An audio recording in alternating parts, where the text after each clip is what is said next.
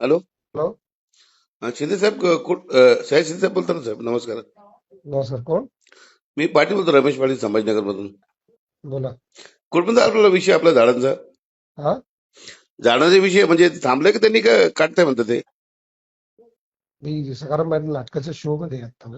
अहो, ते काय झालं विषय माहिती काय आहे का ना हा. साहेब?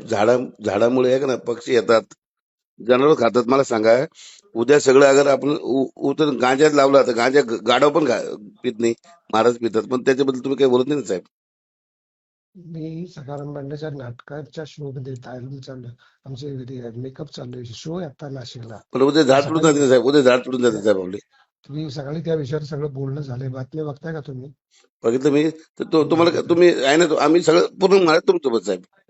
धन्यवाद. धन्यवाद. Okay okay. वेलकम ओके तुमच्यासोबत. ओके. आहे का ना? हा. घाबरू नका.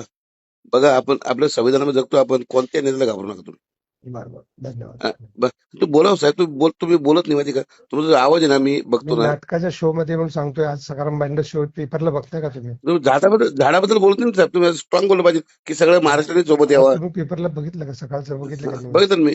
तुम्ही एक किती आवाहन करा, बघितलं? एक आवाहन करा महाराष्ट्रामधून सर्व झाड प्रेमींनी यावा आणि गांजा प्रेमींनी घरी बसावं. सगळे साहेब समोर महाराष्ट्र येतील तुमच्याकडे. Bye bye bye. तुम्ही आवाज कसं का?